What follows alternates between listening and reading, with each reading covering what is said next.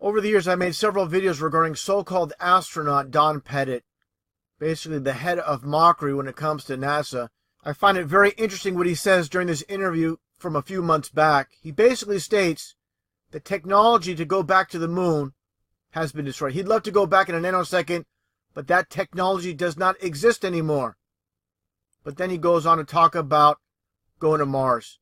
Okay, first off, before even showing this video clip with him speaking about, again, this technology, which I find very bizarre, saying it's been destroyed. How was it destroyed? He doesn't go into details how this so-called technology that they used to go to the moon years ago has been destroyed. Let's take a look first off, again, when it comes to mockery in this video clip. Basically, again, mocking his audience, his followers during this presentation. Take a listen to what he says here. Astronauts are really, really good at making pictures in space that look like you've never left the planet. In fact, it's almost hard-pressed to tell whether you're in space or not in this picture. You know, we've got some fancy backdrops, I guess. What a strange person this is. You know, basically, again, if you follow my channel and see my previous videos on this so-called astronaut Don Pettit, of course, none of these men have been in space. They're nothing more than basically actors playing a role on the world stage, making the masses, the millions upon millions of people throughout the world believe they've been in space when they've never been in space at all. Now I'm going to play the video clip itself with Don Pettit again being interviewed. Just very bizarre interview. Not going into details how this so-called technology to go to the moon has been destroyed. And at the very end, I'll point out something very interesting what he says. People need to read between the lines. Take a listen. I'd go to the moon in a nanosecond. The problem is we don't have the technology to do that anymore. We used to, but we destroyed that technology, and it's a painful process to build it back again. But going to Mars should be one of the next series of steps that humans do. The first step should be going back to the moon for a number of technical reasons and exploration reasons, and then after that, Mars, maybe high orbit in Venus atmosphere, maybe going to Europa. There's all kinds of targets to go to, places of interest in our solar system. The only limit to human future is in our own imaginations. With that goofy look on his face, he says the only limit to human future is our own imagination. So I find it very interesting. He's not saying it's based on technology, what's feasible based off technology.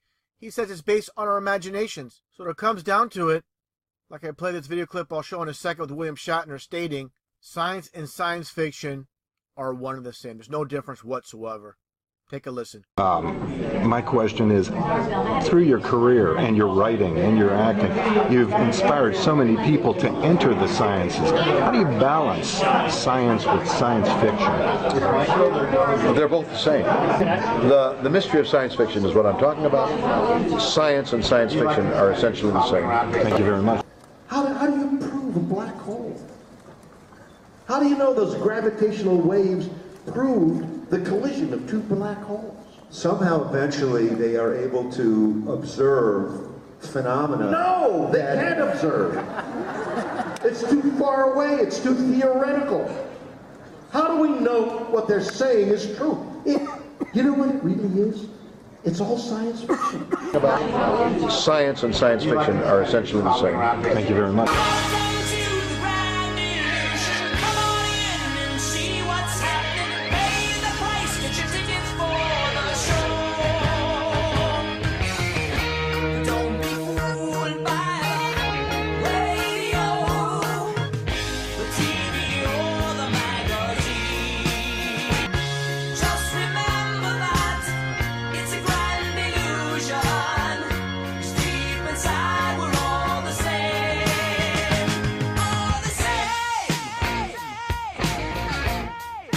Space, the final frontier.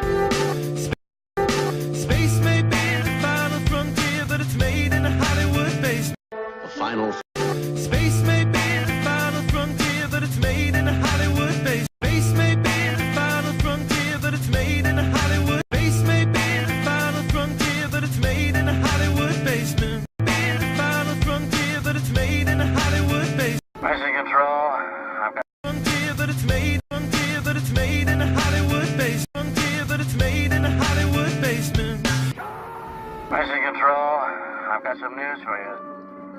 It's gonna shock you, so you better sit down. Listen very carefully. The Earth is flat, gentlemen. I was talking with a gentleman from Belcom, and we were discussing the lie. Everything he was telling me was different from what we were being told was the truth. And at one point I asked him, I said, man, you guys, you lied about a lot, didn't you? And instantly he said, no, we didn't lie about certain things. We lied about everything. You guys, you lied about a lot, didn't you? And instantly he said, no, we didn't lie about certain things. We lied about everything. Instantly he said, no, we didn't lie about certain things. We lied about everything. We didn't lie about certain things. We lied about everything. We didn't lie about certain things. We lied about everything. We didn't lie about certain things. We lied about. We didn't lie about certain things. We lied about every. We didn't lie about certain things. We lied about everything. About everything. Everything. Everything. Everything. Everything. Everything. I really don't think people realize how deep the lie goes. You look like you're in a studio, maybe in Omaha, Nebraska or something. The shot is so clear. Is this a hoax? Are you really in space still? See the hair? See the hair? See the hair? Ground control to Major Tom. Ground control to Major Tom.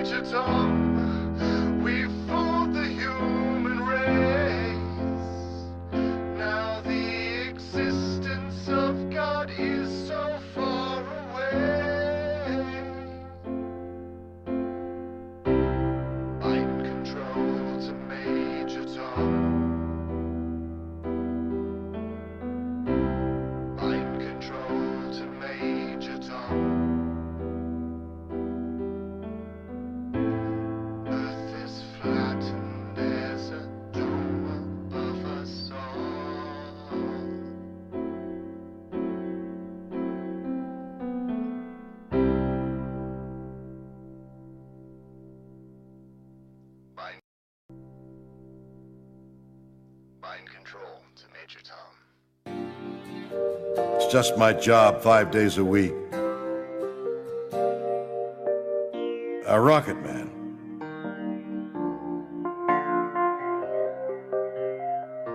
A rocket man.